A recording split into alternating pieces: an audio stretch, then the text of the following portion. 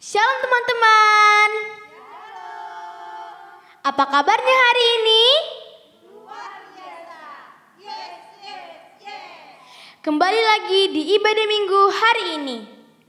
Teman-teman, kita akan menyanyikan lagu hiburan kita. Yang pertama, biarpun gunung-gunung beranjak. Yang kedua, kasih Yesus manis dan indah.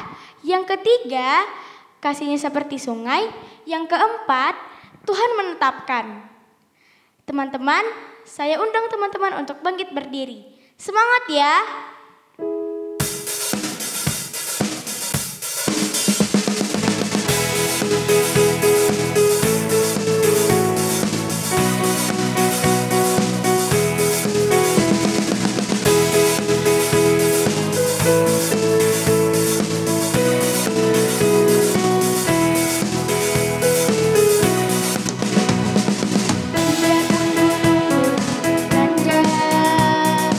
Dan bumi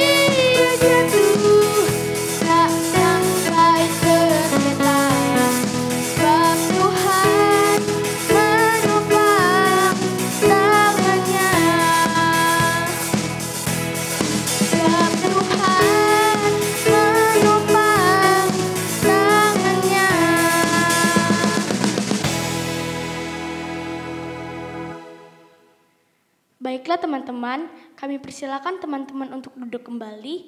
Kita akan memasuki ibadah kita hari ini dan kita akan menyanyikan lagu Seperti Wanita.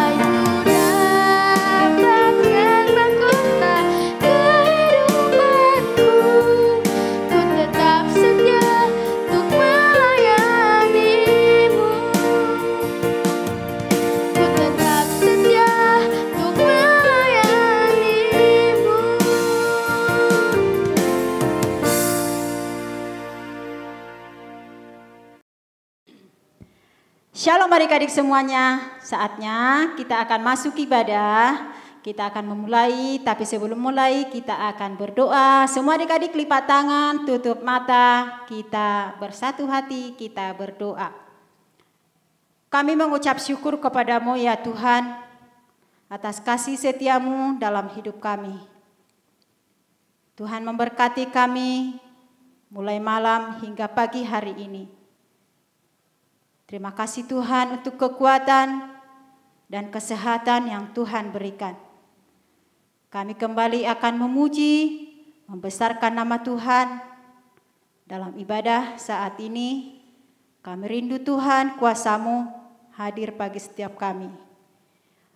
Walaupun kami berjauhan Tuhan dengan anak-anak sekolah minggu, tapi kami percaya bahwa kuasa Roh Tuhan, kuasa Roh Kudus akan bekerja dalam acara kami ini. Terima kasih Tuhan, kami akan mulai acara kami akan buka ibadah kami ini. Di dalam nama Tuhan Yesus, kami bersyukur dan berdoa. Amin.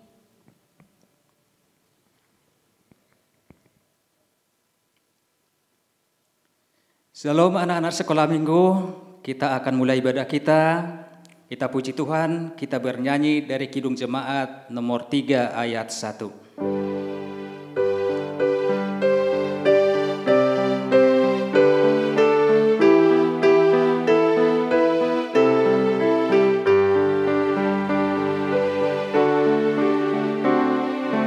Kami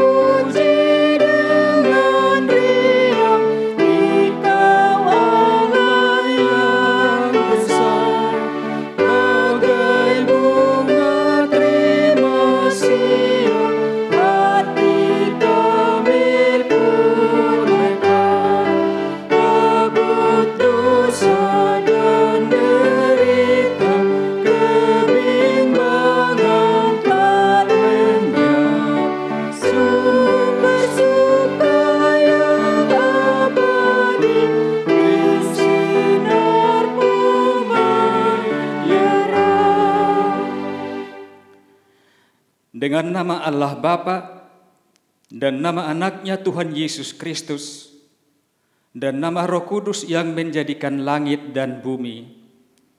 Amin. Kami masuk perguruan bergemar mendengar firman kehidupan. Yesus, Kaulah yang berkata bahwasanya Kau serta kami selamanya. Haleluya. Haleluya. Haleluya. Haleluya.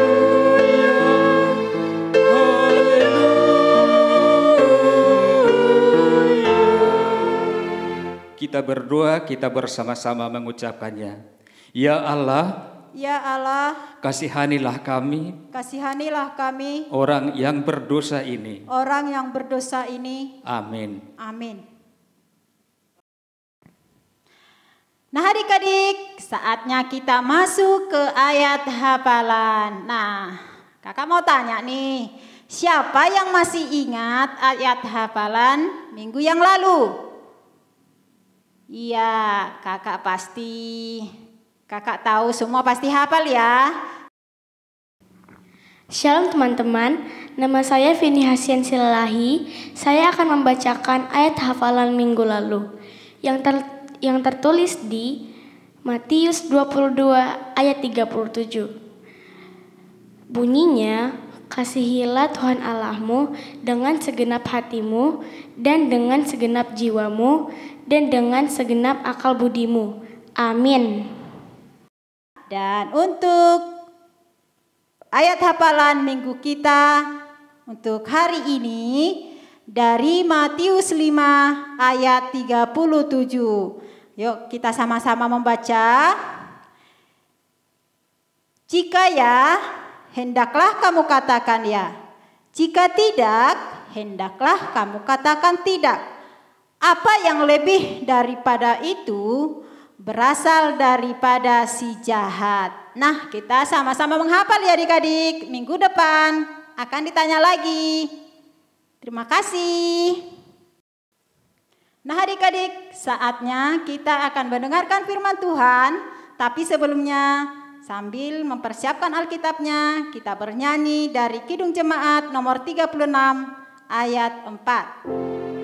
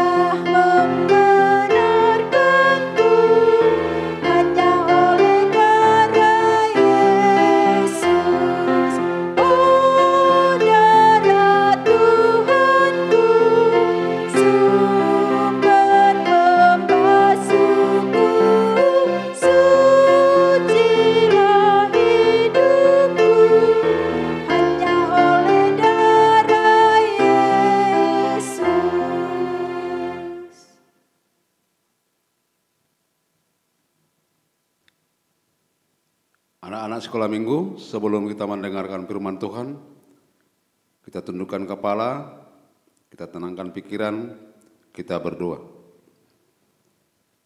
Ya Tuhan, Allah Bapa kami yang bertahta di kerajaan surga, terima kasih Tuhan atas penyertaan-Mu bagi hidup kami, sehingga kami boleh berkumpul untuk memuji memuliakan nama-Mu melalui ibadah minggu pada saat ini.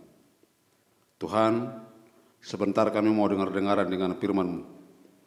Kiranya Engkau berkenan hadir di hati dan pikiran kami, terlebih ya Tuhan bagi anak-anak-Mu sekolah minggu. Terpujilah nama-Mu ya Tuhan, begitu juga hamba-Mu yang mau menaburkan firman-Mu, kiranya Engkau memberi kekuatan dan roh kepintaran yang daripada-Mu. Dalam nama Yesus kami berdoa dan mengucap syukur. Amin. Shalom anak-anak. Firman Tuhan untuk ibadah kebaktian minggu pada pagi hari ini yang diambil dari Injil Matius pasal 26 ayat 57 sampai dengan ayatnya yang ke-68. Demikian firman Tuhan. Sesudah mereka menangkap Yesus, mereka membawanya menghadap Kayafas. Imam besar di situ telah berkumpul ahli-ahli Taurat dan tua-tua. Dan Petrus mengikuti dia dari jauh sampai ke halaman imam besar. Dan setelah masuk ke dalam, ia duduk di antara pengawal-pengawal untuk melihat kesudahan perkara itu. Imam-imam kepala, malah seluruh mahkamah agama mencari kesaksian palsu terhadap Yesus, supaya ia dapat dihukum mati, tapi mereka tidak memperolehnya. Walaupun tampil banyak saksi dusta, tapi akhirnya tampillah 2 orang yang mengatakan, orang ini berkata, aku dapat merubuhkan bait Allah dan membangunnya kembali dalam 3 hari. Lalu imam besar itu berdiri dan berkata kepadanya, tidakkah engkau memberi jawab atas tuduhan-tuduhan saksi-saksi ini terhadap engkau? Tetapi Yesus tetap diam. Lalu kata imam besar itu kepadanya, demi Allah yang hidup, katakanlah kepada kami, apakah engkau Mesias anak Allah atau tidak? Jawab Yesus, engkau telah mengatakannya, akan tetapi aku berkata kepadamu, mulai sekarang kamu akan melihat Anak Manusia duduk di sebelah kanan yang Maha Kuasa dan datang di atasnya awan-awan di langit. Maka imam besar itu mengoyakkan pakaiannya dan berkata, ia menghujat Allah. Untuk apa kita perlu saksi lagi? Sekarang telah kamu dengar hujatnya. Bagaimana pendapat kamu? Mereka menjawab dan berkata, ia harus dihukum mati. Lalu mereka meludahi mukanya dan meninjunya. Orang-orang lain memukul dia dan berkata, cobalah katakan kepada kami, hai Mesias, siapakah yang memukul engkau? Demikian firman Tuhan. Saudara-saudara yang dikasihi dalam nama Yesus Kristus, anak-anak sekolah minggu, anak-anak Tuhan, kita sudah membaca firman Tuhan pada pagi hari ini. Dan perlu menjelaskan di sini, Yesus ditangkap dan diadili di hadapan ahli Taurat dan tua-tua Yahudi yang dipimpin oleh imam besar Kayafas. Apa tujuan dia diadili? Apa tujuannya dia ditangkap? Apakah Yesus mempunyai kesalahan? Tidak. Mereka mencari saksi-saksi palsu untuk mencari kesalahan Yesus dan dia harus dihukum mati.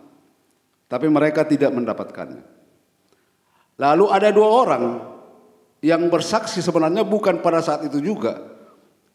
Menyatakan bahwa orang ini dia mampu merubuhkan dan memperbaiki rumah Tuhan dalam tempo 3 hari. Dalam tradisi Kayafas menyatakan bahwa memang hal itu sudah merupakan sebuah penghujatan kepada Allah. Tapi Kayafas dan orang-orang di sekitarnya tidak tahu apa yang dikatakan Yesus. Dia mampu merubuhkan dan memperbaiki dalam tempo 3 hari. Mereka berpikiran bahwa itu adalah sebuah fisik bangunan yang harus diperbaiki. Tapi sebenarnya yang dikatakan Yesus di sini, dia menunjuk dirinya bahwa dia akan diperbaiki dalam tempo 3 hari. Perlu menerangkan di sini kenapa 3 hari. Yesus mati di kayu salib hari Jumat. Dia bangkit dari antara orang mati, dia memperoleh kemenangan dan kemuliaannya pada hari Minggu. Kalau kita berhitung, hari Jumat, Sabtu, Minggu, berarti 3 hari. Di situ dia memperbaiki. Artinya tubuhnya sendiri diperbaiki dan bukan secara fisik gereja. Tapi dirinya sendiri yang dikatakan di sana. Tapi Kayafas memakai bahasa ini, memakai momen ini menjadi suatu alasan bahwa ini adalah penghujatan kepada Allah. Untuk apa lagi saya mencari saksi? Tidak perlu kita mencari saksi lagi. Ini sudah jelas-jelas menghujat nama Allah. Disinilah perlu anak-anak sekolah minggu harus tahu. Yang mana yang benar, yang mana yang tidak. Yesus sebenarnya mau menunjukkan bahwa kebenaran masih di atas kejahatan. Itu yang dikatakan di sini. Tidak benar bahwa kejahatan akan menang melawan kebenaran. Kebenaran akan terungkap dan menang dari antara orang-orang jahat. Itu yang perlu anak-anak sekolah minggu harus pahami. Bagaimanakah sebenarnya firman Tuhan pada saat ini ketika Tuhan Yesus dihadapkan kepada mahkamah agama. Sebenarnya tidak bukan hanya untuk mencari kesalahan Tuhan Yesus supaya dia dihukum mati. Itu saja. Yang lain tidak. Tapi anak-anak tahu nggak bahwa Tuhan Yesus tidak pernah didapatkan kesalahan. Dan dia dihukum mati, iya. Dia disalibkan seperti seorang penjahat yang sebenarnya dia bukan mempunyai kesalahan yang dibuat-buat oleh orang tersebut. Disinilah letak sebenarnya bagaimana Tuhan Yesus diperlakukan dunia ini. Dan ini harus kita pahami anak-anak sekolah minggu. Ketika Tuhan Yesus diadili dan ditangkap, sebenarnya yang diadili adalah kita. Yang dihakimi adalah kita.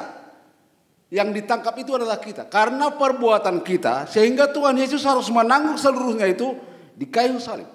Dan Bapaknya di surga membiarkan hal itu terjadi. Bukan karena apa? Karena memang harus seperti itu. Satu bukti nyata bahwa Tuhan Allah Bapa di surga masih mengasihi umat manusia. Melalui kematian anaknya Tuhan Yesus di kayu salib menebus dosa-dosa manusia. Termasuk dosa-dosa anak sekolah minggu di sini. Dan yang kedua, hal yang kedua yang mau kita lihat di dalam firman Tuhan ini, apa yang dikatakan di sana? Kenapa ketika Kayafas bertanya kepada Tuhan Yesus, dia diam? Jelas-jelas Tuhan Yesus diam atas tuduhan-tuduhan yang salah. Tapi ketika tuduhan-tuduhan yang benar, Tuhan Yesus menjawab dan membenarkan hal itu bahwa itu terjadi. Yang manakah itu yang waktu dia diam? Ketika Kayafas bertanya kepada Tuhan Yesus, pertanyaan seperti ini, tidakkah engkau memberi jawab atas tuduhan-tuduhan saksi-saksi ini terhadap engkau? Tetapi Yesus diam. Apa pertanyaannya? Pertanyaannya dikatakan di sana, apakah orang ini berkata, aku dapat merubuhkan bait Allah dalam membangunnya kembali dalam 3 hari. Dia diam. Karena persoalan itu sebenarnya bukan persoalan hal itu yang mau ditanyakan di situ. Dia hanya mencari kesalahan-kesalahan yang paling mendasar untuk menghukum mati Tuhan Yesus. Sehingga dia diam. Tapi ketika Kayafas bertanya, dia menyatakan pertanyaan Kayafas seperti ini. Apakah engkau Mesias anak Allah? Baru dia menjawab. Artinya pertanyaan itu benar. Tapi tuduhan yang tadi salah. Pertanyaan yang salah itu sebuah fitnah. Itu artinya dia diam untuk menghadapi pertanyaan-pertanyaan dan tuduhan-tuduhan yang salah. Orang Kristen sering seperti itu. Dia menghadapi tuduhan-tuduhan palsu dari sekelilingnya. Dia menghadapi fitnah dari sekelilingnya. Tapi terkadang orang Kristen tidak mampu menahan emosinya. Sehingga dia menjawab. Tapi Tuhan Yesus mengajarkan di sini apa? Kau diam. Sebab emas bagi orang yang diam. Kediamanmu di situ adalah sebuah emas. Sangat mahal sekali. Karena itu melawan dari kejahatan yang ada dan kebenaran itu akan muncul. Pernah kalian nonton film Amerika? Ketika polisi menangkap seorang penjahat. Ketika ditangkap oleh polisi. Dan yang penjahat ini berkata-kata. Polisi mengatakan, kamu diam. Seluruh pernyataanmu nanti akan kau pertanggungjawabkan di pengadilan. Seperti itu. Yesus diam karena itu adalah sebuah fitnah. Yesus diam karena itu adalah tuduhan yang palsu. Sebab saksi-saksi yang ada di situ adalah saksi palsu. Yang tidak benar, yang dicari-cari. Banyak peristiwa seperti ini yang terjadi di Indonesia. Itu jelas kan? Sebagai anak-anak yang sering mendengar berita di TV, di media sosial, bagaimanakah seorang Ahok menghadapi fitnah? Bagaimanakah seorang Ahok menghadapi tuduhan? Dia dihukum tanpa jelas apa hukumannya sama dia, apa kesalahannya. Seperti itu Tuhan Yesus. Tuhan Yesus sampai sekarang pun tidak pernah mempunyai kesalahan dan dosa. Tapi pada saat pertanyaannya itu benar, dia membenarkan. Mana pertanyaan yang benar? Apakah kamu ini Mesias, anak Allah? Seperti yang kau bilang. Ketika anak-anak sekolah minggu dituduh yang bukan-bukan, kamu diam. Tapi ketika kamu ditanya, apakah kamu benar-benar anak Allah? Ya, saya adalah seorang Kristen pengikut Kristus. Harus begitu sikap anak seorang sekolah minggu. Jangan diam. Apakah kamu seorang yang taat kepada Tuhan? Ya, saya taat kepada Tuhan dan saya percaya kepada Tuhan Yesus. Harus begitu sikap sekolah minggu. Tapi kalau kamu dituduh yang macam-macam, kamu diam. Sebab diammu itu akan berharga, lebih berharga dari sebuah emas. Karena itu adalah sebuah tuduhan palsu. Kalau kamu pun dianiaya dan dipitnah dunia ini di Indonesia ini, diamlah. Tak usah kau jawab. Karena itu adalah tuduhan palsu. Imanmu kau pertaruhkan, sekolah-sekolah minggu di sini kau pertaruhkan imanmu untuk menjawab tuduhan itu melalui apa? Iman saya akan saya benarkan, dibenarkan oleh Tuhan dan melawan segala kejahatan. Kejahatan itu jelas. Dan inilah yang dikatakan dalam firman Tuhan ini, Tuhan Yesus dihadapkan kepada mahkamah agama. Kalau kita lihat dari latar belakangnya, siapakah sebenarnya yang mau mengadili Tuhan? Kayafas, ahli Taurat, dan tua-tua Yahudi. Karena mereka sudah terlanjur sakit hati. Dalam pemahaman yang mendalam tentang firman Tuhan ini, ketika seorang diadili di mahkamah agama, dia dicap menjadi seorang pemberontak. Itu mahkamah Yahudi. Ini adalah seorang pemberontak. Mereka berasumsi bahwa Tuhan Yesus adalah seorang pemberontak. Saya diadili di dunia ini karena saya memberontak kepada Tuhan. Melalui saya melakukan dosa-dosa di dunia ini. Anak sekolah minggu jangan memberontak kepada Tuhan. Turutilah perintah Tuhan supaya kamu hidup. Jangan pernah memberontak. Ingatlah ketika Tuhan Yesus diadili dan dihakimi, dia diadili dan dihakimi.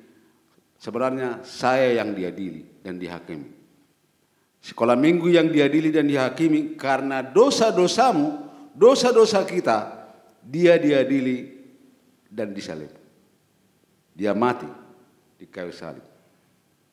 Itulah firman Tuhan yang kita dengarkan pada pagi hari ini. Dan sekarang cobalah sekolah minggu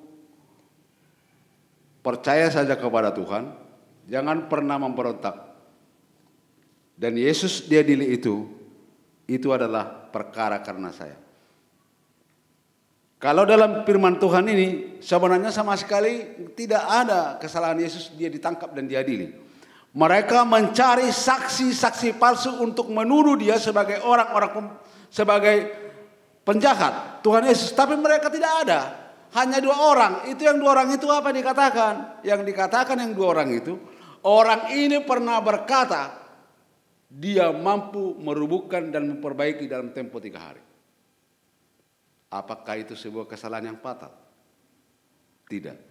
Tapi ini sebenarnya antara tidak suka dengan suka. Saya tidak suka melihat kamu ini, berarti saya harus menghakimi kamu.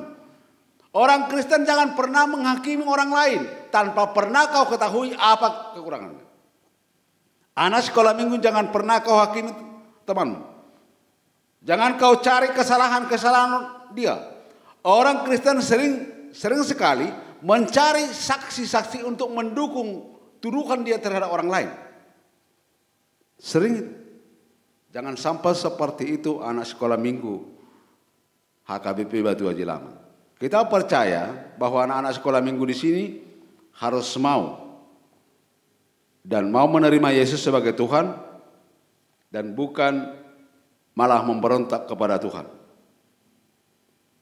Yang terakhir, Imam Kayafas mencoba memprovokasi seluruh yang hadir di situ dengan cara mengoyakkan jubahnya. Ada dua hal di sana peristiwa ketika dia mengoyakkan jubahnya. Dia mencoba menghasut rakyat untuk melawan kepada Tuhan. Dan yang kedua, dia coba mendatangkan saksi palsu untuk bersaksi atas kesalahan dan kekurangan Yesus sendiri. Itu terbukti loh. Pada saat itu, dengan hanya sebentar sekali, orang-orang pengikut Yesus yang tadinya sama seperti si Petrus mengelak. Yang tadinya dia menyatakan Hosana, Hosana, tapi setelah terjadi hal ini pengadilan ini, dia menyatakan salibkan dia. Itu loh. Apakah seperti itu sikap seorang Kristen? Apakah sikap kita ini seperti Petrus sering menyangkal Tuhan Yesus ketika diperhadapkan kepada tekanan? Jangan sampailah. Kita harus percaya dan meyakini bahwa tidak perlu kita seperti Petrus. Petrus menyangkal Tuhan Yesus. Berapa kali anak-anak disangkalnya? Sebelum ayah berkokok, engkau sudah menyangkal saya 3 kali. Coba tunjuk tangan anak sekolah minggu di sini, siapa yang mau seperti si Petrus? Jangan pernah dalam hidupmu menyangkal Tuhan Yesus, tapi bersaksilah kepada Tuhan, saksi yang benar bahwa Yesus adalah anak Allah dan Mesias yang menyelamatkan hidup saya, yang menyelamatkan saya dari segala dosa. Itu sikap orang Kristen dan itu sikap anak sekolah minggu. Saya bersaksi bahwa Tuhan saya adalah Tuhan Yesus yang menyelamatkan hidup saya dan menyelamatkan saya dari segala dosa. Petrus, penyangkalan dari awalnya dia mengikuti Yesus. Banyak orang sekarang mengikuti Yesus karena hidupnya masih tenang. Tapi ketika hidupnya diperhadapkan kepada tekanan, banyak orang sekarang menyangkal Tuhan Yesus. Anak-anak sekolah minggu tidak usah seperti itu. Senang atau susah, jangan pernah hidupmu, jiwamu menyangkal Tuhan Yesus. Tapi senang atau susah, yakinilah bahwa Tuhan Yesus mampu menyelamatkan engkau dari segala masalah apapun itu. Kami percaya kepada anak-anak sekolah minggu di sini bahwa harus selalu percaya kepada Tuhan Yesus dan jangan pernah mengatakan ia harus dihukum mati. Ingatlah, ketika kamu mengatakan dia harus dihukum mati, ketika kamu menyatakan dia disalibkan, berarti itu menyuruh kamu harus dihukum mati, kamu harus disalibkan. Karena yang dibawa dia ke salib itu, karena ini yang kamu katakan itu adalah dirimu sendiri. Saya dihakimi, saya diadili. Tuhanku dihakimi dan diadili, saya juga dihakimi dan diadili. Itulah firman Tuhan yang kita dengar pagi hari ini. Semoga anak sekolah minggu mau menjadi saksi kebenaran tentang Tuhan Yesus. Jangan pernah pakai dirimu menjadi saksi palsu bagi imanmu di dunia ini tentang Tuhan Yesus.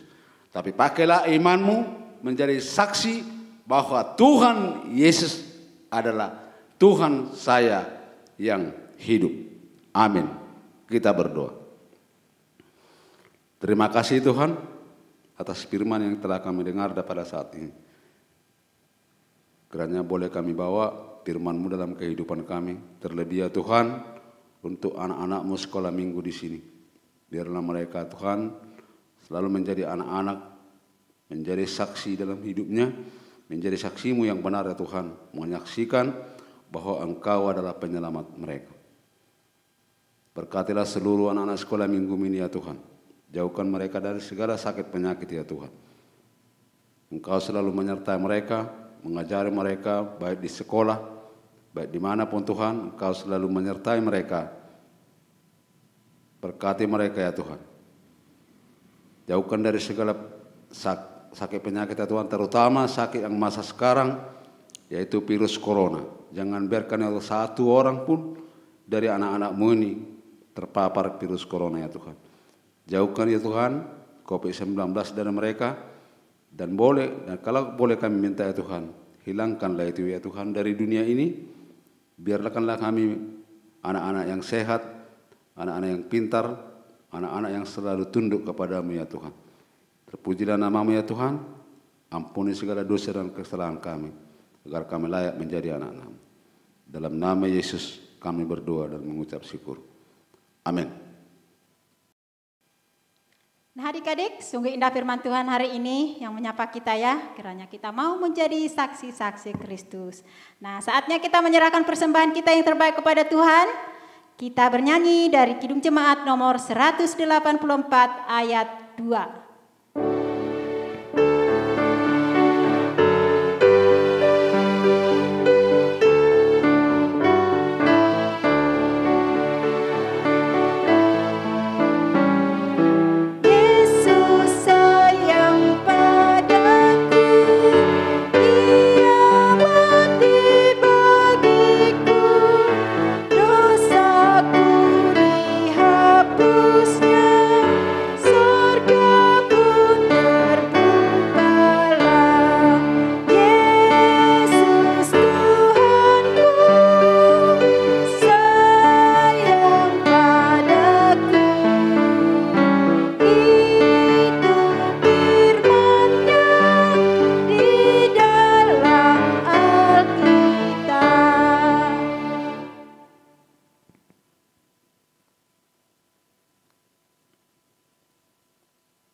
Anak-anak, marilah kita serahkan persembahan ini kepada Tuhan.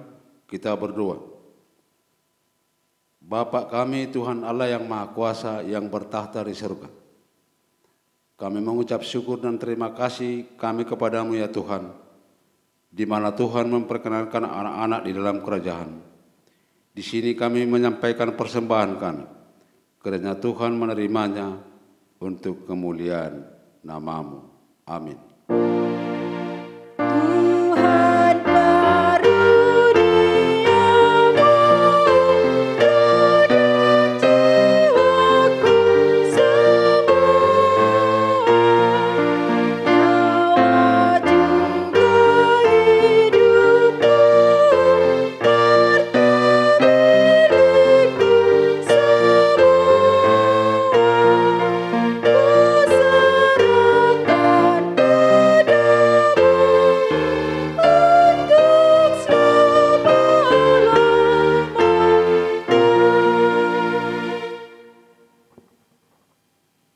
Kita sama-sama mengucapkan doa Bapa kami. Bapa kami yang di surga, dikuduskanlah nama-Mu, datanglah kerajaan-Mu, jadilah kehendak-Mu di bumi seperti di surga. Berilah kami pada hari ini makanan kami yang secukupnya, dan ampunilah kami akan kesalahan kami, seperti kami juga mengampuni orang yang bersalah kepada kami. Dan janganlah membawa kami ke dalam pencobaan, tetapi lepaskanlah kami daripada yang jahat. Karena Engkau yang punya kerajaan dan kekuasaan dan kemuliaan sampai selama-lamanya. Amin. Kita terima berkat Tuhan. Kiranya Tuhan Allah memberkati kita dan memelihara kita. Kiranya Tuhan menerangi kita dengan wajah-Nya, dan dikasihannya kita. Kiranya Tuhan menampakkan wajah-Nya kepada kita dan mengaruniakan kita dengan damai sejahtera. Amin.